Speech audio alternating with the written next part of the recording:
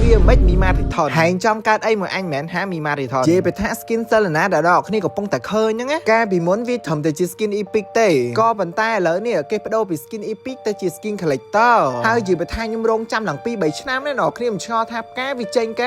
ដល់ពេលចេញមកskin collector និយាយទៅថាគឺ wow sick របស់មីម៉ារីថនពិតមែនហើយសួរថាចម្លែកដល់គ្នាដែលគេដូរពី skin epic ទៅជា skin collector អាហ្នឹងអត់ចម្លែកទេដល់គ្នាក៏ប៉ុន្តែអ្វីដែលចម្លែកហ្នឹងវាធ្វើអញ្ចឹងធ្វើអីហើយយើងដៃសិលណាផងអ្នកនរគ្នា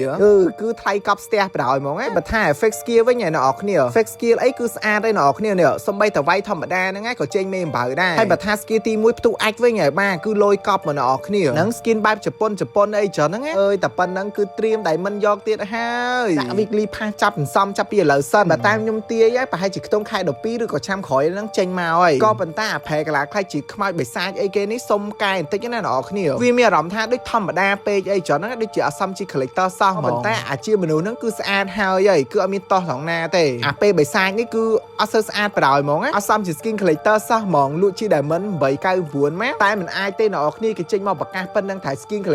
collector ហើយអត់មានទៅ epic អីវិញទេក៏ប៉ុន្តែនៅពេលដែលគេចេញហ្នឹងគេអាចនឹងកែ effect skill អីវាស្អាតជាងហ្នឹងអីចឹងទៅដិតជាងហ្នឹងស្អាតចឹងទៅថាការងារយើងពេលនេះហាគឺសន្សំ diamond ដាក់ weekly pass សន្សំទុកទៅចឹងបើសិនជាអ្នកគ្នាចង់ដាក់ diamond ឬក៏សន្សំ weekly pass ដូចខ្ញុំអ្នកគ្នាអាចធ្វើការដាក់ជាមួយនឹង page បង VN Store បានក៏ website ចូលទិញខ្លួនឯងទៅអ្នកគ្នាតែ effect skill ដូចឆ្កែយ៉ាងណាក៏ដោយក៏ខ្ញុំទៅត្រូវយកដែរអ្នកគ្នាតែខ្ញុំដៃសិលណាអីចឹងហ្នឹងហើយវីដេអូហ្នឹងគឺមានតែប៉ុណ្្នឹងហើយពីចុយម្រាយមុនតន់